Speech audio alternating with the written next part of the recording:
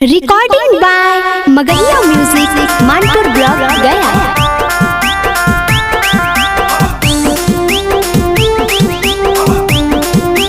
Music by PM Bihari. बोला बोला देवघर वाले बाबा की। सावन के महीना आई गेल रानी, सावन के महीना आई गेल रानी, अग जोरे साथ जीव जल धारा वगे रानी, अग जोरे साथ जीव जल धारा वगे रानी, ज्योतिया रखिया के माना हियो रानी, ज्योतिया रखिया के माना हियो रानी, अग जोरे साथ जीव जल धारा वर्ग रानी, अग जोरे साथ जीव जल धारा वर्ग रानी। डमरू वाले बाबा की।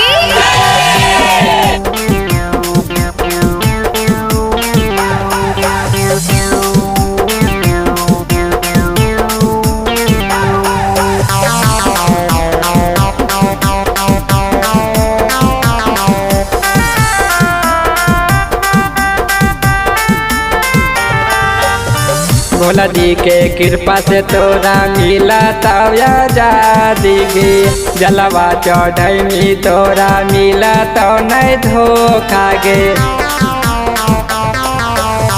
भोला जी के कृपा से तोरा मिला तव्या जा दिगे, जलवा चढ़ी तोरा मिला तो नहीं धोखा गे।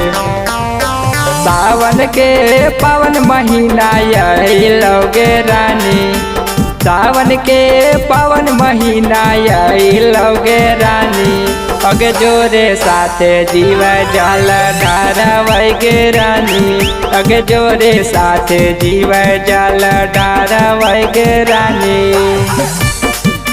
बोला बोला बाबा गरीबनाथ की।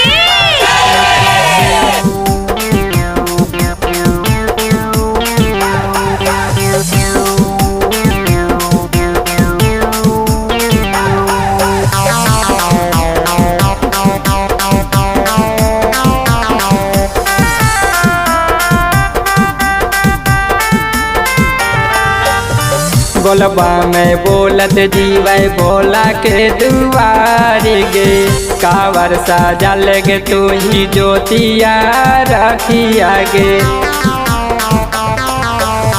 बोलबा में बोलत जीवे भोला के दुआरी गे, कावर सजल गे तू ही ज्योतिया रखिया गे। अकले से बिकल जैत भोला के दुआरी, या कले से बिकल जैत भोला के दुआरी, अग जोरे साथ जीवा जल धारा वगे रानी, अग जोरे साथ जीवो जल धारा वगे रानी।